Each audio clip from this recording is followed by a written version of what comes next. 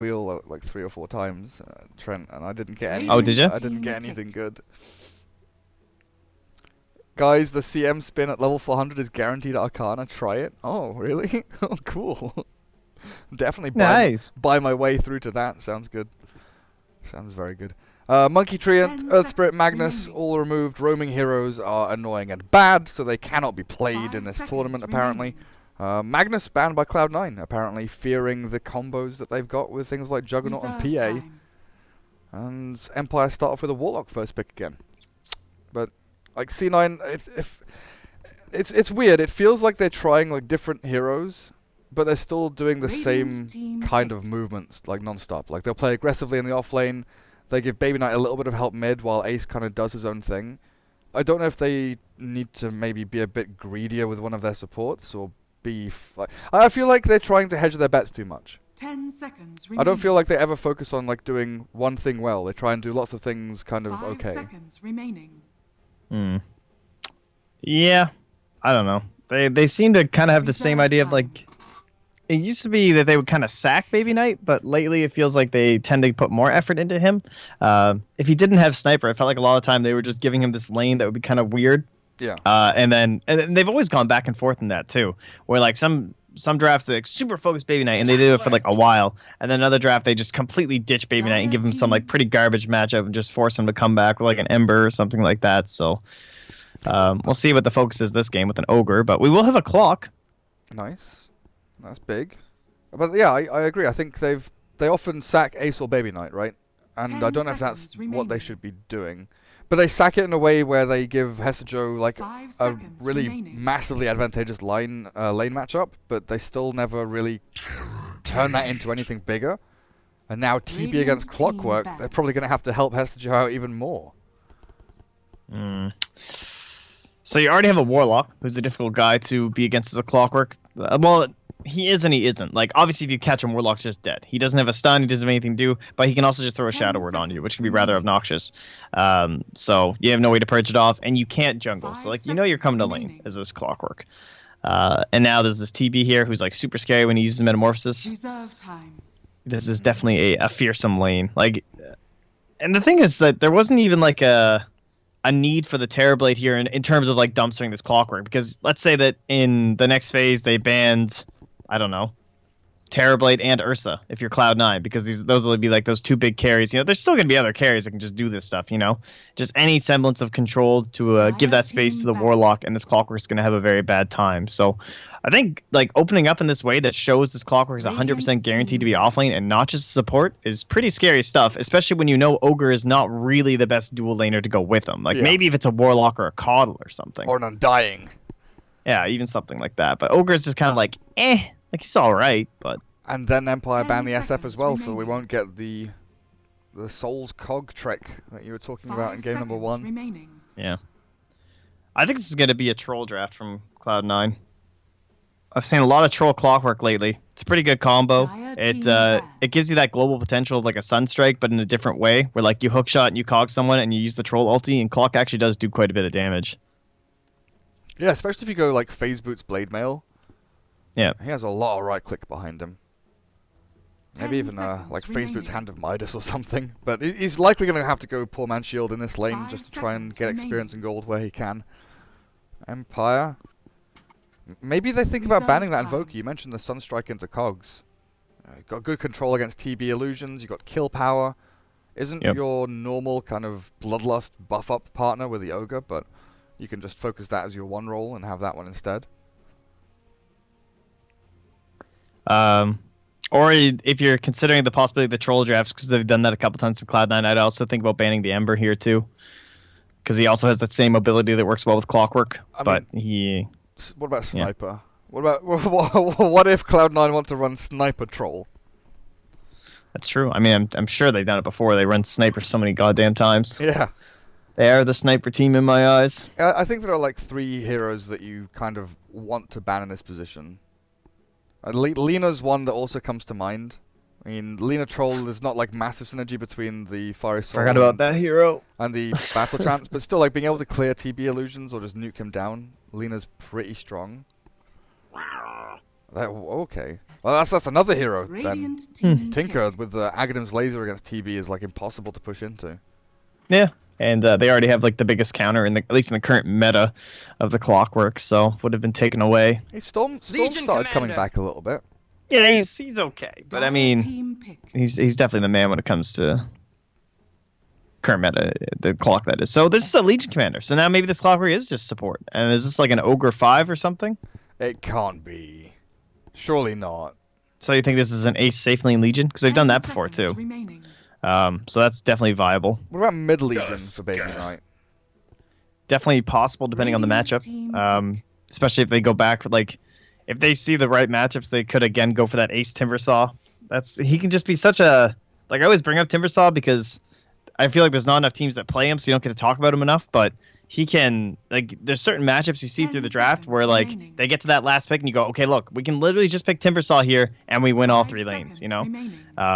But not enough teams are willing to play that hero. It seems like they don't put that same value in him. But I've just seen so many games where Cloud9 pick this Timbersaw and you go, what the hell? What are these lanes? And then they just win them all because Timber is just impossible for certain heroes to handle.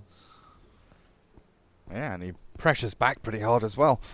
It's difficult to gank him, so like if you want to shift, you know, your lane dynamic from being maybe defensive duo or tri-lane to aggressive tri-lane to deal with the Timber, it's just so hard to actually do that. And now C9 with the silencer again. And sure enough, you've got, you know, hookshot and duel under the cover of silence to work with here, but it still feels like they're lacking damage. I think this is where I would really like to see an Invoker or a Lina. Yeah, it has to be some sort of big magic nuke to try and finish off this Terrorblade, as well as like the ability to clear and stuff. So Lina definitely springs to mind as one of the bigger ones. Probably going to be the ban here. Yeah, I don't know if I'm more afraid of Lina or Invoker though. I think Invoker would help set up the Legion Commander a lot more, right? Because then we'd have Sunstrike and a duel and Sunstrike into Hookshot. We could also, again, have the Troll Warlords. You know what? They have both those options left coming into the end, because Troll and Invoker are kind of going to do the same thing here. Invoker would have way more team fight, but Troll is also, you know, at least pretty good. He does a lot of work during Global Silence as well. I've got a few options. Empire, though, come out with a lane-dominating puck for the mid lane, it looks like. 10 seconds remaining. We're kind of assuming that Tusk is going to be the roaming 4. Warlock 5, TB1. I'm not sure if puck off lane makes any sense this game. It feels like it is just preempting one of these matchups. And you're saying, hey, we've picked puck. I dare you to pick Invoker into us. I think they're just going to send the... like, if I see puck, I almost feel like Legion's fine. 10 seconds A little help from Ogre. That could easily be a lane. And then Claw could go off lane, and we could just get that position 1 hero here. That's also true. What pos 1 would you want, though, in this position? Because I feel like you need a ranged hero. Like an agi ranged hero that does also lots of magical damage. I think we'll just have to see what their 1 is. Or what their off lane is, that is. 10 seconds remaining. Yeah, he does have a big nuke, actually, but... Okay, the Ursa. Dire team pick. Alright, Empire. What is your offlane hero? What do you go for? Well, it's the magic one. Is it a bad So, it's a they have a lot of team fight. You think so? They have a lot of team fight in the golems as well as the puck ulti for setup and stuff. So a lot of control. They have the save for the Tusk already. They could go... What about split push? We have a Legion Commander and a Clockwork. Split push is pretty scary. Abaddon 5-man gaming does sound pretty smart. What other sustain builders do we have? Tide's a dead hero. He really is. Underlord is a dead hero. Underlord's a dead hero. Doom and Spirit Reg, you don't play 3-roll anymore, really. Sand King, you buy mobility, you don't buy like sustain or anything like that. I don't know if you want an axe this game. Don't think Beastmaster's that strong against Legion and Clock, and they can't go Timber themselves off lane. Nah, well, I mean they could probably, but I don't know. Against like Legion Silencer, it's pretty nasty. I am liking the Abaddon, although Empire don't play it very much. Yeah. Wait, is Magnus still in? Oh no, he got first banned. Okay, your first phase banned. Yeah. Faceless Void. Ooh. A Void. Okay, so they'll double down on team fight then. Okay. That's interesting then. Void offlane. Not seen that in a long while.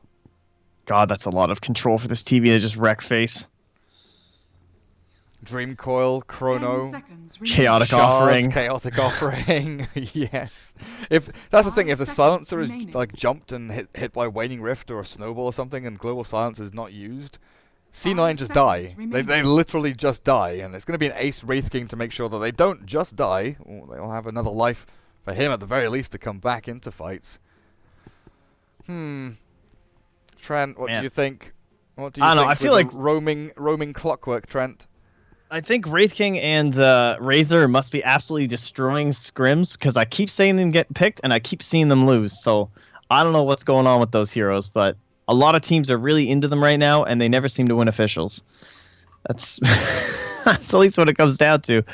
But I'm looking forward to see the Wraith King. I do like roaming clock. I think it's pretty strong. So hopefully Noya can go kind of ownage here. But the Baby Knight Silencer, I'm intrigued by.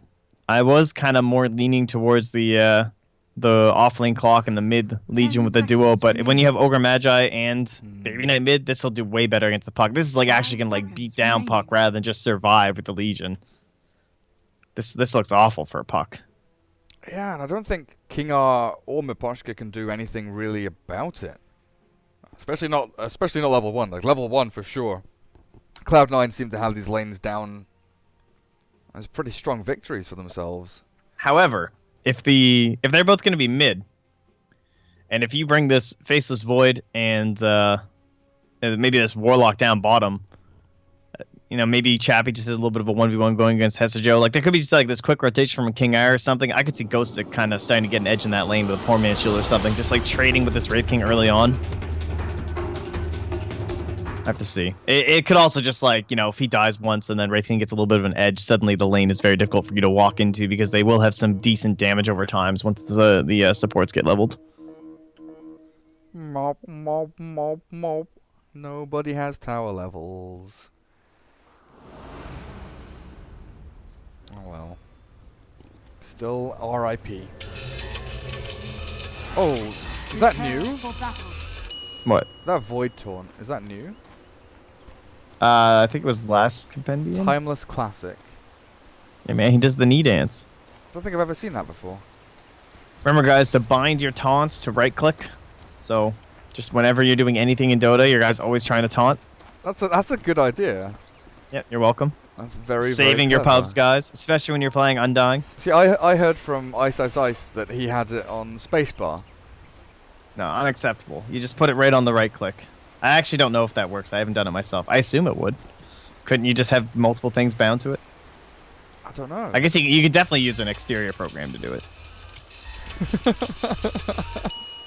Yeah, just use your, Logitech or Razer gaming software to rebind some mice buttons, set up some macros.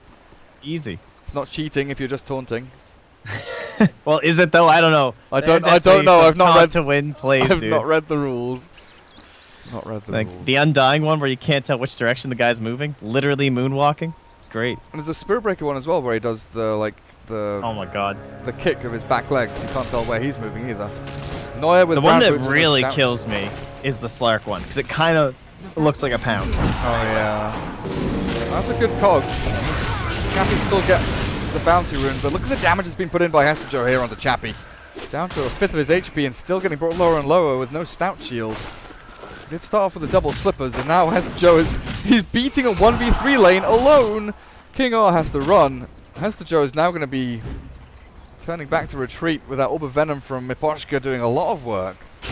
Nice shards blocking from Wish Shrine as well. Noya still very low HP. They want to use this efficiently, but Noya has to wait for the shards to dissipate. An interesting battle already, but what is normal bounty runes, 2 per team.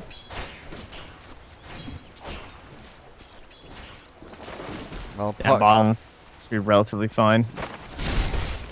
So Ghostic maybe kind of wasting his time walk there, but very obnoxious to be up against a lane that has this damage over time. So they didn't send the Ogre mid to help at first. I mean, still, that lane's not going to be fun for Puck, I don't think. I would imagine that's a pretty Silencer-favored lane, honestly. I don't know. I feel Silencer just gets right-clicked a lot. And you've got Phase Shift once you hit... he's already actually got it at level 2. Then at level 3, you've actually got a lot of damage behind Puck to nuke down Baby Knight. Silencer's going to burn through a lot more regen and, can't shove or flash farm waves at mid. Yeah, I was really expecting a little bit of help to start here, I guess. So, if it's just straight up 1v1 from the very beginning, that right click, the amount that you have over the silencer is actually pretty brutal. Of course, with all those buffs Puck's been getting lately. And the fact you just dodge a right click like that, like you just dodge a glaive with phase shift every couple of seconds. But now is where I guess it comes down to a lot of skill, right? Where Baby Knight will just be waiting to see if FN's ever going to be able to orb. Because the second he orbs, he's going to try and curse him, so FN will just have to play around that. And the fight up at top lane, Boschko against Neuer, the 1v1 there, Tusk against Clockwork. While the Warlock's trying to deal with Hesterjo's Legion into these pulls and being very annoying.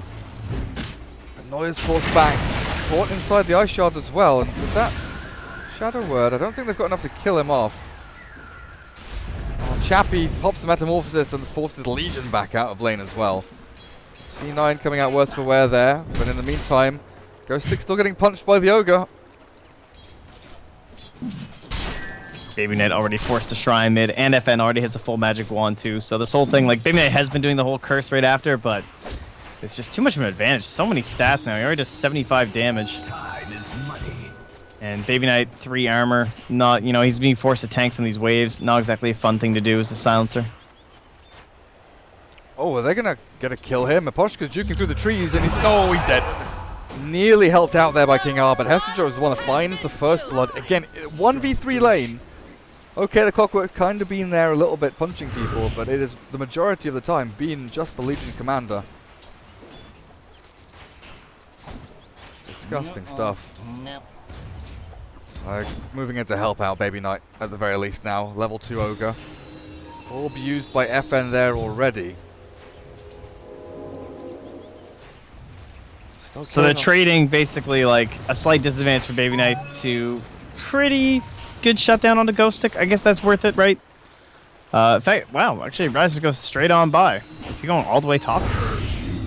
Looks like they want to try and kill off the TB. He's got no Metamorphosis, no mana. Neuer is being slowed down with the ice shots there. Great play by them. Empire find the kill before the Ogre arrives. Hesterjo wants a couple more punches in, but still with like only the Ogre behind him, it's not that strong of a lane. Thought this was a bait coming with the I thought he was coming with a press the attack or something, because he was kind of stutter stepping, so I thought he was trying to like guide them in or something like that, but Hesterjo, no press the attack quite yet, so we just lose our Clockwork. Yeah, Clockwork just dies. Very sad for him. Maposhka's going on a bit of a warding mission deep in behind enemy lines. The scan is there, but Empire, they've just ditched this lane completely. 3 heroes top from C9 will find nothing.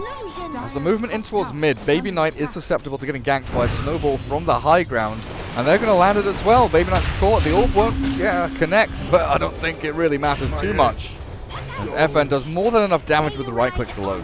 Radiant's middle tower is under attack. Well, this is back to sacking Baby Knight, that's for sure. He is getting absolutely no love from the squad this game. And I guess they'll just hope that he can get his way to 6, and they'll try and make some plays there, and he'll join up for some duels and try and steal some intelligence to make a recovery. But Ace, again, doing quite fine. Plenty of denies down bottom, plenty of last hits. And we'll see if he just goes straight for that armlet again, or if he feels the need for a Midas. They're going in mid this again. Game, Dreamcaller is there onto Baby Knight. They're trying to force him back. They've got another orb forward, and the Waning Rift after the jump. Oh, tricks out from FN. But Baby Knight dying twice in such quick succession. His laning phase is pretty much over.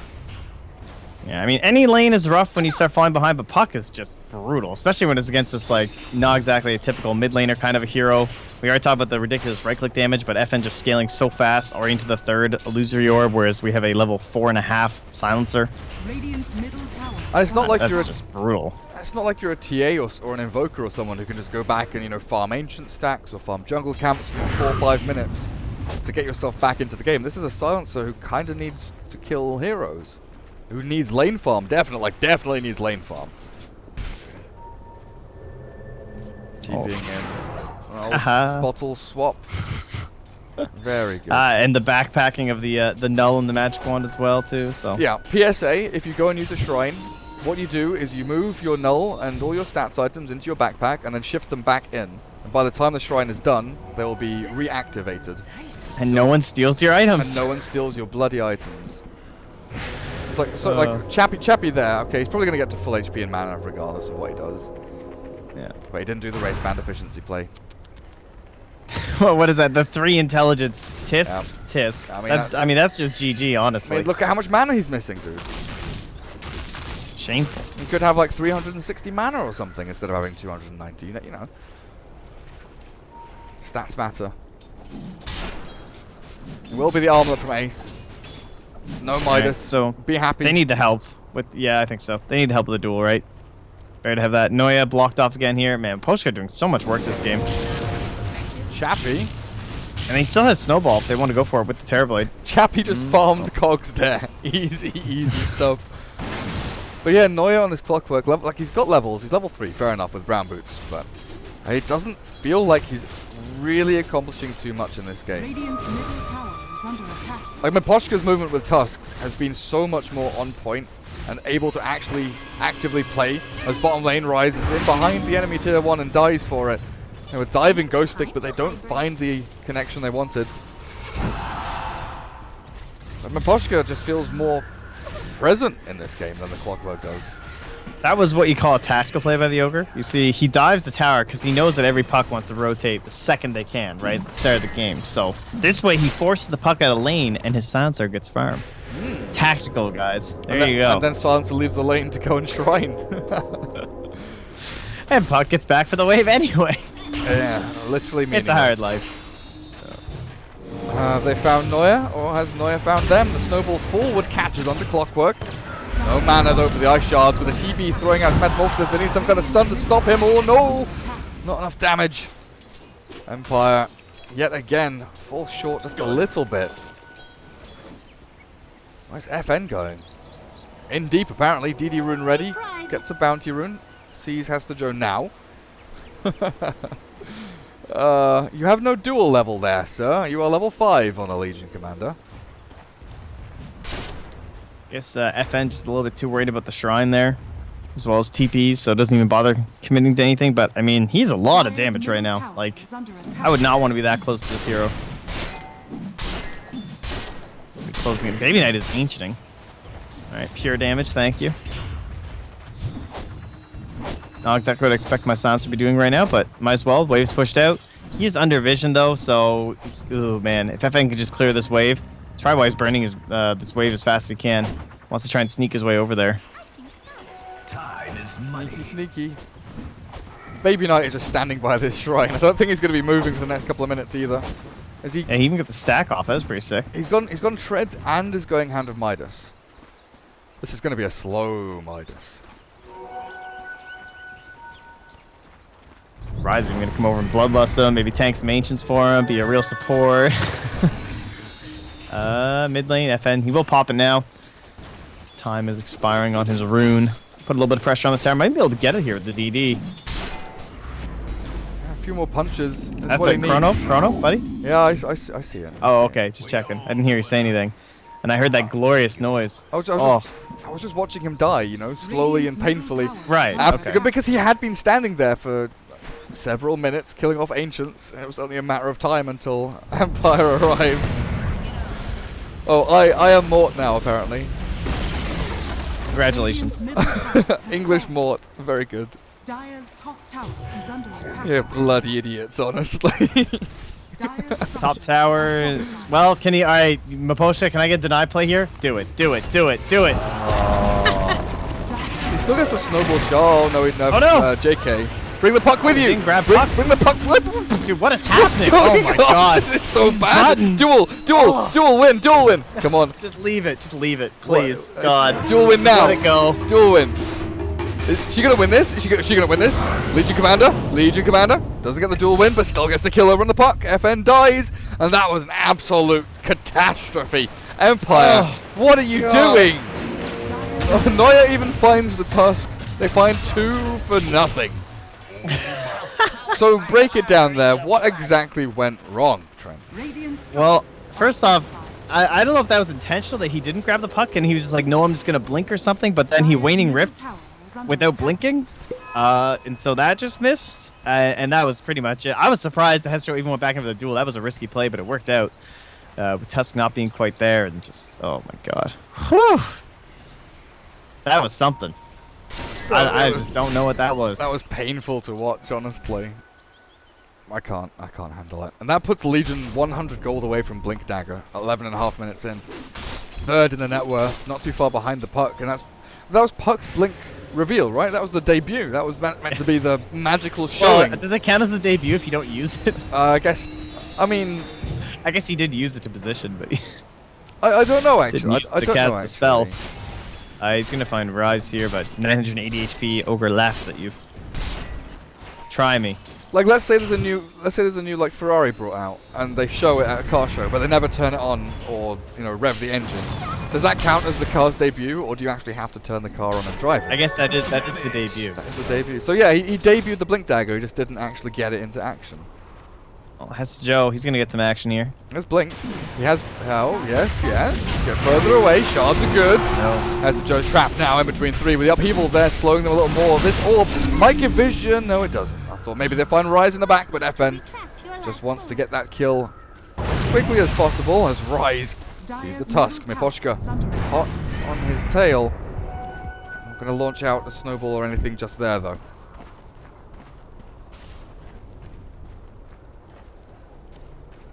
Well, I was expecting this game to start getting out of hand here for Cloud9. I thought like Empire were going to start rolling over them with this puck. He's just going to show up and get a kill and go somewhere else and get a kill, but not really the case. Instead, FN's like, yeah, I think I could use some shreds. Gonna buy that. Gonna get myself 175 health. Now he is super tanky. That is for sure. Like once these strength treads are online, he's gonna be one of like the tankier people in like the entire game. Actually, it's kind of crazy. Tanky tank. Ghost Stick holding onto Chrono. Has to Joe blinks to the west. Empire, they've all congregated down at this bottom lane. Chappie has not had the best of the laning stage, but still doing pretty well in net worth. I think his Dragon Lance is done now on the way out, yeah? This courier is actually stacked for the Dire team. There's a Tome, a Smoke, Treads, Dragon Lance, TP Scrolls. And they're using that fresh new Compendium courier. Thanks, guys. Dude, the flapping seashells are actually adorable. Blah, blah, blah, blah, blah, blah. What's the SpongeBob? Gary. It's Gary, right? The SpongeBob snail. Gary. Gary. It is though. It's Gary. Look at him. Gary. I'm sorry, my SpongeBob knowledge isn't top tier. They have a ward here. They see the clockwork coming in. So everything's way. Oh, surprise! Oh, the blink, but there's no duel of silence now. The global comes through. King R can't throw down the rock, but Ace is still waiting up on the front lines. They have a Radiant Observer ward, watching out for the movements, and this could be a good go. They find the Warlock as Ace solos him down. A couple more punches. The Golem dropped only on the Wraith King alone. Meanwhile, the fight in the back. Chrono not coming out just yet, but Empire have killed off two, and King R is still alive somehow. Ace being slowed by the upheaval. Now caught in the Dream Coil. Oh man, he's got no ultimate, and he's only got an armlet. Empire come in and just sweep Cloud9. Oh, he didn't even have the point, eh? No. I thought maybe he was holding the point, thinking if I need. I mean, honestly, the ulti I don't think would have helped you in that fight anyway, right? So, brutal. Couldn't find the counter initiation with the clockwork, despite Noya having relatively good levels to support this early in the game. Like, it's pretty good to hit the ulti up and whatnot, but this is where things get out of hand, right? Yeah, you needed that clockwork counter initiation. That was what they were trying to play off of, I think, and they just couldn't find it. It was the weird angle the Tusk started it from. It was pretty cool. Like, he brings half them over here, and then they're just killing someone else over here. Yeah. Like, what do we actually do? Where do I go? Because Ace had waited in this spot here and moved to the Warlock to try and kill him before the Golem comes down.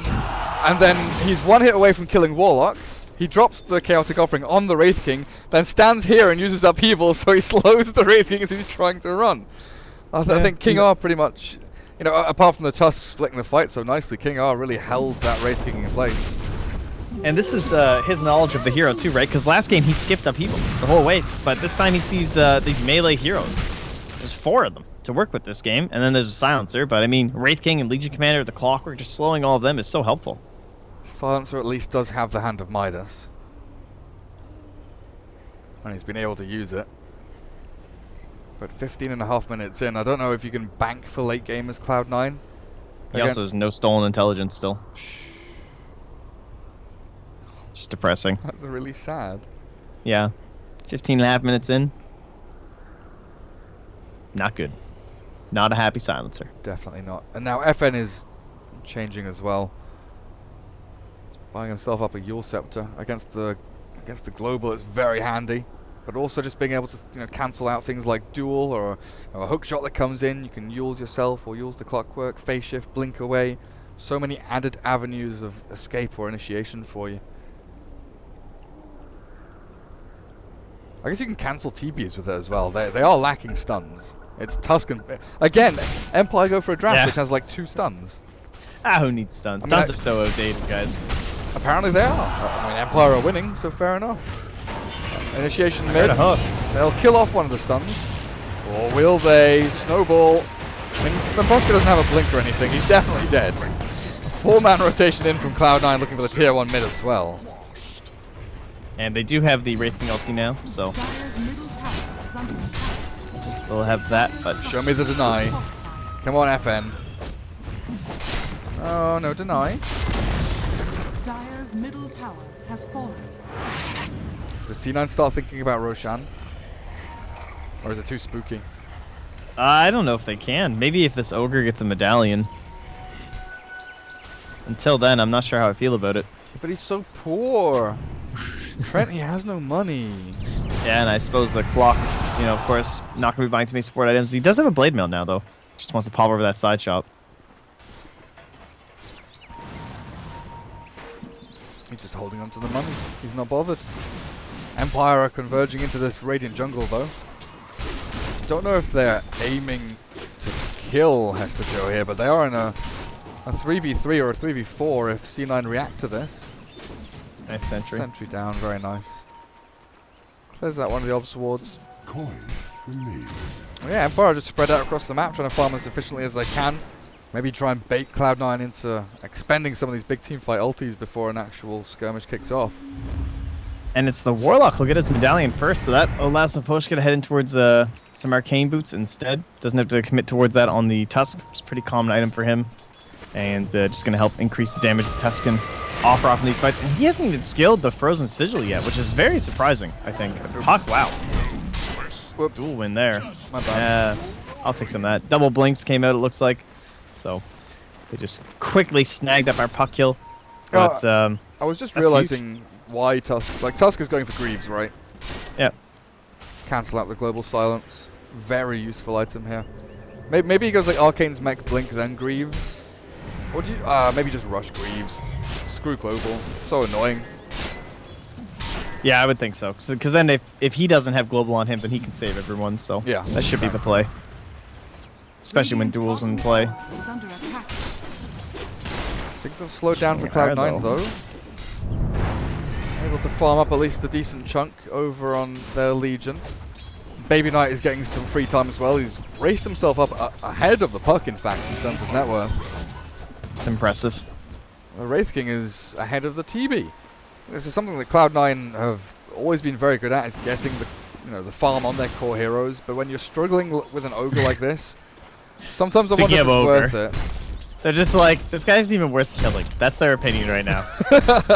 Like, they're smoking past him, and then finally they're just like, alright, whatever, let's just kill him. And can he TP here? No, not anymore. But they pop Metamorphosis for us, so it must be worth it, but they'll take the tier 2 at the same time, I guess. Yeah, but isn't it kind of surprising that no Sigil? I guess because we're not fighting in like a stationary spot quite yet. But it's so strong this game against Wraith King and Legion. Very strong, and Clock as well. You can put it like over the cogs. Oh, is he gonna die? TB's just straight up dead. The Blade Mail Blink duel with the global over the top finishes off the Terror Blade, and now Team Empire, they have to TP and retreat. King R gets himself away, hiding in the trees. Noya still has the hook shot, waiting for Ghostic to make the first jump. He'll make the jump now, but the creep wave's in the way, so Noya has to keep waiting and hold his time for this. Nice positioning on the shards though. Ghostic. Well done by Another Noya. time warp. He's got Chrono as well, but Noya, there's the timing on that on the hook shot. Oh shit! I think he's still dead though, you know. Oh, I don't know. Maybe not. The treads. Baby Knight doesn't get there in time. Ghostic's healed up. That Chrono actually saves him. I mean, it never feels that good for a defensive Chrono, but when you catch 3 heroes, it does. That's okay. That just looks sick. All on the edge too. Feels okay, man. Yeah, that was good stuff. I like me some of that. Do you need a new pair of pants, Mop? I'll have what he's having. Okay. They will get the tower though. Yeah, it's coming up Cloud9. Looking strong in the blink forward aggressively from Ace, looking for the Tusk. And Poshka did throw out those shards to slow down this aggressive play from them. But it also allows C9, if they have any, to go and place some aggressive wards, but they don't. They have no observers to place. So they take this fight, they find a pick off, they go take a tier 1, and in all this time they don't get any aggressive vision. I think that's like a huge mistake. That is true. No movement up through here, whatever. I think they're just afraid of maybe giving stuff away because you don't have the global silence, so it's a little bit too worrisome to move forward. That'd be my biggest thought. I think that was pretty impressive from the Radiant, right? You know, this whole like Bat Rider silencer, in this case it's Legion Commander silencer, but that same idea of just that quick initiation, burst someone down, there's nothing they can do about it. Those are the kind of drafts that are very strong when they're executed well, but some games, like kind of like last game, you could say you're just like, what is happening? What are these picks? It's like as long as you can get the right target and actually kill them in the duration of global, then it's all fine. But as soon as the game goes on for another 10 minutes or something, when you have Lotus Orbs and Greaves and more Yules and BKBs, that's when things get really nasty. Because you'll have, a Manta-style BKB TB who's just going to Manta and Sunder and get away from any danger. You'll have the Greaves Tusk who can snowball. You have the Puck Yules who can save itself and then go in for the Dreamcall or Blink Silence to initiate and actually start fights off properly. Like the only guy... Actually, Void is even making a Manta of his own. So this entire team of Empire is itemizing against global. And it's not just going to be one or two that have the save mechanisms. It's going to be everyone who can get out of global at the same time. And on the other side, they have nothing like that on the Radiant. They have the press the attack, but there's still the potential that time dilation comes out, and it can be very detrimental to team fights. Like for instance, like possibly if the press attack's already used, right? And that goes on cooldown. You have a lot of active abilities from the silencer too. Put him on cooldown too. He's going to be walking around, not able to do anything. Ogre Magi, Clockwork. No one's got anything to deal with this. And we're already talking about the Warlock slow if you add in time dilation. All underneath the Dream Coil as well. And I'd be intrigued if FN actually gets this Aghanim Scepter as well, because they don't have any force stats. I guess they could potentially do like a Hurricane Pike play to intentionally snap it, but don't have a way to force it. Nice hook shot there on the King R. Yeah. Shards? He gets pushed out by his teammate, but still dies. Oh. We've had a couple of nice Tusk plays with that lately, like pushing people off of cliffs and stuff, which are pretty cool, but... Joe Duel, he gets him. Poshka's caught, and it looks like he's going to die in the duration of it as well. More bonus damage for Hester Joe's Legion Commander. C9 clawing their way back into this one. I mean, they were down 2K at like 15 minutes, which isn't huge or anything like that, but the quickness of this shift. Yeah, pretty impressive stuff. The speed of the swing and the change in the sort of dynamic and flow of the game, because 6-7 minutes ago we were afraid of Terrorblade just shoving towers with all this team fight combo behind him or in front of him, and now it's Cloud9 that are finding the individual picks. Team Empire have kind of been lax in their movements and have opened up a little bit for C9 to exploit them. And that was without global too. That was without global, and unfortunately for C9 they're still in the same position where they're pushing bottom lane, which is relatively useless. They're not getting any vision. Oh, they've got one observer ward down, a little bit deeper than they've had previously, but Empire have control of the area around Roshan. They're going to take the tier 1 top lane eventually. They're kind of hanging around this shrine area, and it's down to C9 to kind of react. Yeah, they rocket into the pit to see what's going on. No one's doing it just yet, so now they feel safe taking tier 2. Man, how is Ravage 150 seconds, guys? Make Tidehunter great again. Can I just get a 10-second nerf or something? 20-second maybe? Alright, 20 seconds is a little tense, but I miss that hero. I liked Ravage. It was such a hype ability. And this global silence, it's 130. That's pretty long, but everyone still loves Silencer. I think they have to change Gush. Of course, he's usually a Silencer. Oh yeah, that skill is just actually useless. Like Gush is garbage. like I'm sitting there thinking, yeah, okay, you've got some valid points. I just don't have the mana for this shit right now. Yeah, exactly. Like, give him another passive. Come on, don't make him too boring. Turn him into Wraith King. He needs an HP or a talent. He gets the Crystal Maiden. Like instead of Arcane Aura, it would be like a Health Aura, And then it goes on Tidehunter. There's your sustain hero. Now we're talking. Come now, Trent. Like, if they just remove, like, half the mana from Gush or something. I don't even know if you have to buff it in any other ways. You just reduce some of the mana cost. But then it was physical damage. That'd be kind of cool. Then he'd be a roaming hero. Then he'd be roaming Tide, just gushing people. Like, imagine that, like a 4-second 60 mana gush. And you just go and gush people. Let's kill mid with the coil. It's only an ogre, but man, that would actually be the play. Is that how we bring back Tide, guys? Yeah, you bring back Tide by making him a roaming hero. You know, make him compete with Earth Spirit and Monkey King. Make it so that when he's in the river, he's invisible. Oh, did you ever play Dota 1? Negative. Well, not enough. In one of the early maps, there were certain spots in the river which were like so the majority, like 90% of the river was like what we have now, where you can walk on it. But in Dota 1, one of the early maps, there were certain spots of the river where it was deep water, which most heroes couldn't go through, but Tide and Morphling could swim. Oh. It didn't actually like change anything. It's just like, oh, that's cool. That's cool actually. But they'd go into like swimming animations for Morph and Tide. I mean, I think we all know the new hero is going to be able to go through water. Like, let's be honest. Just make Tide swim again.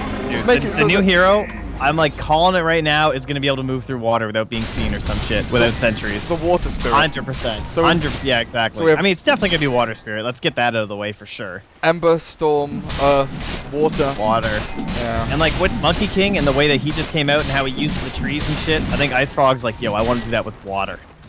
Anyway, another duel up top. Flare to help out. Can't quite steal the kill though. Got to work a little bit harder on your timing there, Noya. Yeah, the reason we're not talking about the actual game happening is because everyone is just farming. They're just farming for these big key items. Cloud9 are probably the ones that feel a bit more comfortable going in, but now you have Lincoln Sphere on the TB, means you can't just get Blink dueled. You've got, you know, Medallion has been done for a while on the Warlock, but it's the Manta style on the Void, I think, that they're waiting for. More seems they are ready to push in with that Aegis now, though. Yeah. It's just this patience. Look at that slow. Ugh. Ace is like, ugh. What's the linker? Is it 3 seconds after you leave? Something like that. Yeah, 3 seconds after leaving the area. Or the spell ends, you're still slowed. Very effective. But they sent some pressure mid, so why not just head top instead? If someone's going to be there to defend, we'll just go top instead. But yeah, TB's not able to split push or anything. They have to smoke and fight this. Cloud9 are the ones knocking on their doors. Up at the front is Noya. He'll pop the smoke first. FN goes with the blink silence, but in comes Ace. The stun is dodged out with a good face shift, and now the rock, the chrono land as well. That's a good global silence, but Chappie just turns and pops his Manta, fighting up against Ace and burns him down, even through the static charge. The reincarnation in from the Wraith King means that he's stuck in the middle of 4 heroes here. Empire, slowly but surely take them apart one by one, and Noya has to retreat, but Trent, you're right, this upheaval means they that can't move, they cannot move. Triple kill for Chappie. Looks like it might be an ultra, but they'll kill this silencer after Aegis is taken. And Baby Knight ripped to shreds with an ultra for your TB. Empire win that team fight so simply. So this was the, well, we said at the end of the draft, right? If they have just that control stacked up, TB just has to go nuts. So very well played to make sure he wasn't inside the chrono. You know, it can be a little bit tough, right? It was a little chaotic there. He was just outside of it. A couple of his illusions even get stuck inside, but the main man, Chappie himself, able to lay out that damage throughout all of that. And then it's just easy. The follow-up, too, from the coil and the chrono into that upheaval. Easy Dota 2 for Empire. Makes it look so much better. Yeah. They honestly just had to wait for Manta Styles and BKBs and stuff. They popped 2 Mantas out from the Void and the TB. The phase shift dodge of that Wraithfire Blast and the jump back, and the fact that he didn't get silenced from FN was sick.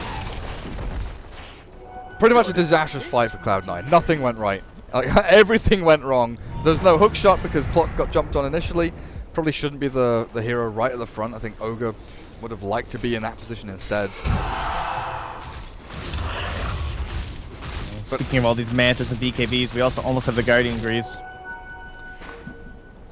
Maposhka just finishing up his mechanism, and it's really not too far now. It really isn't. Cloud9 are again moving forward, looking for a play, but what are they going to find? The Tusk, Blink with the dual blade meld there. Good Yule Scepter from FN. This is the thing. You save them from the duel in the duration of it. Now they turn and kill. Simple turnaround with a snowball forward, catching the Ogre as well. C9. They wanted a quick pick, but they lose 2 heroes for nothing as FN is still on the hunt, looking for someone else. Baby Knight retreats back behind the trees. And even nicely played just to make sure you silence up that Ogre first too and turn back and finish off the Legion, right? You don't want that additional multicast to come through and just annihilate, and suddenly Legion gets this dual win out of thin air. So just good control overall from Empire, and they just feel unstoppable right now.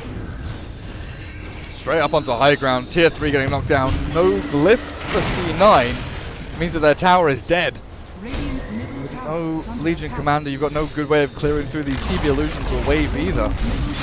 You need the overwhelming odds. The buyback, 20 seconds to go, is all he needed to come back alive, but they've killed off a Tusk. In the meantime, Chappie dropped to half HP. A Sunder, though. Does have a turn and a Sunder if he wants to throw it, but the Chrono, it'll give them space, it'll give them time. The TB turns to fight, and that was perfect from Ghosting. They kill off the first reincarnation life of Ace. Now they Sunder. Perfect from them. Team Empire just need a few more hits. The upheaval keeps them slowed.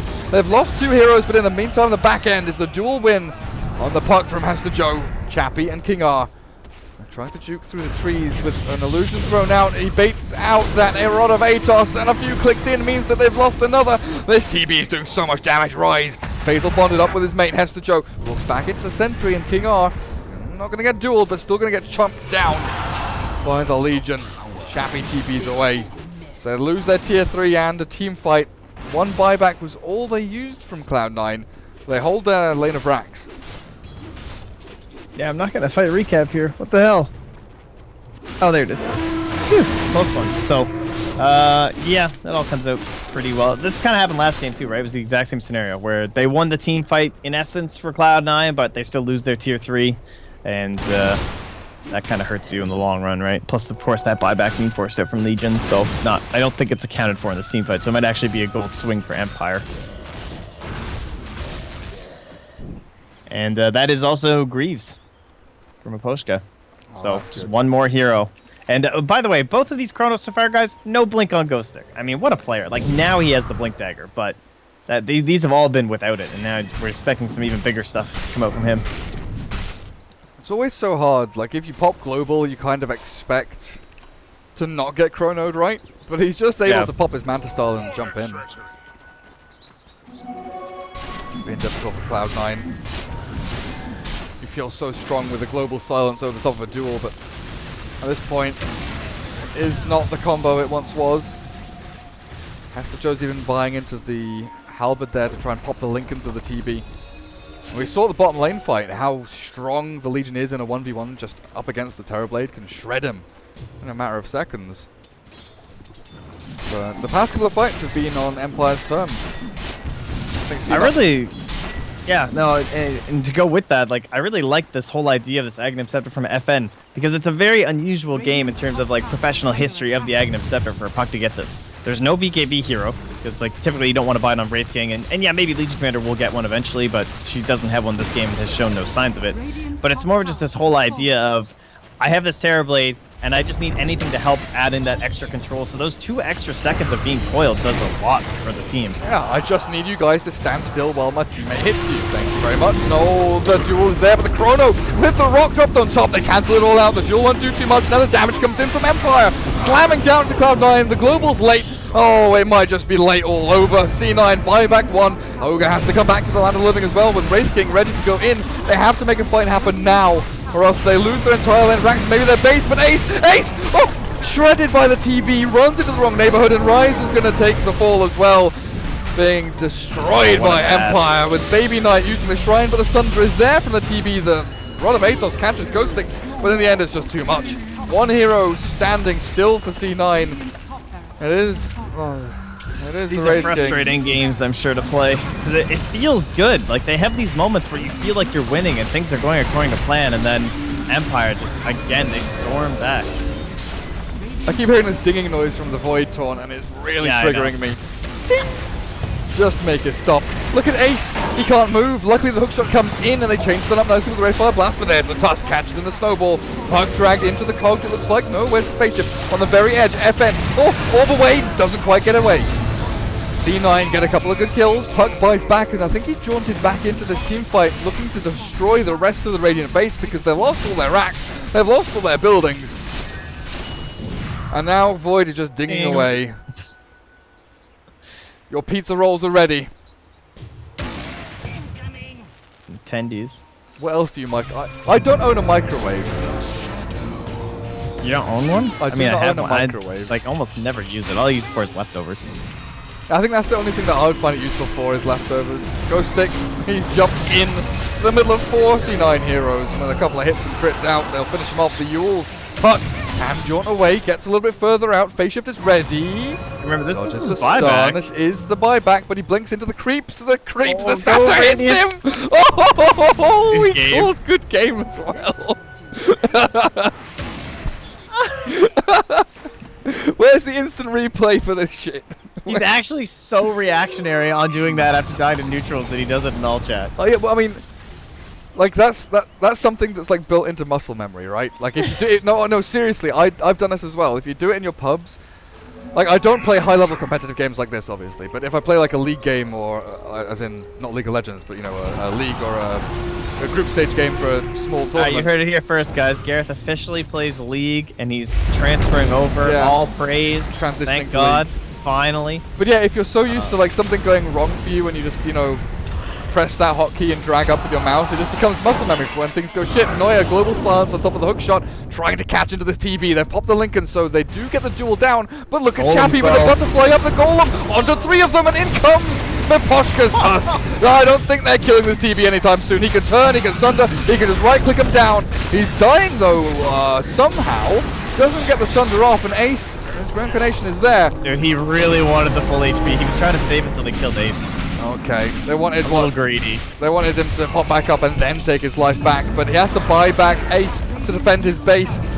Oh boy, Chappie returns to the game as well, but GG is called. Baby Nut realizes it is all over. Ace will try and kill off the Warlock before the game ends, but I'm thinking, oh, well, that final crit will do it.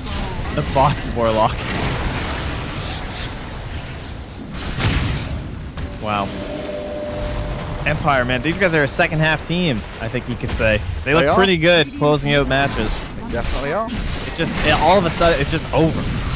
Oh, it is over. Cloud9 are knocked out of the tournament. Empire progressed to the lower bracket round 2, but Cloud9 kicked out of the lower bracket by Team Empire 2-0. As GG has been called and now paused. I'm not sure what's happening, but there we go. A glitch. Of course. Well, extremely well played, Team Empire. As you said, they looked pretty good at DAC. Didn't quite, get to the toppest of the toppest there, and didn't make them the Kiev qualifiers and stuff. But this is a team that is definitely on the road to TI. Yeah, it's been a while. I mean, classic Empire, right? This is the time of the year they are supposed to look unbeatable, right? This would be 3 years in a row if they did this. If they went like 40 games winning in a row now and they didn't make it to TI, keep the legacy going. Usually their like hot streak starts in like November and goes through to like March, April. I think last year they peaked a little bit late. They've been peaking like later and later every year. Like it started like November, then they peak at like December, then they peak at like March, peaking at like April. Now they're peaking in May. They're getting there, Trent. They're getting closer and closer to TI. They're doing Eventually they'll peak at TI and just win. Yeah, exactly. And it'll all have been worth it. It will eventually happen. The algorithm will follow. But yeah, to follow up this series is done, of course, 2-0 to Empire, knocking out C9. NIP against Effect is the second best of 3 of the day, hopefully starting soon.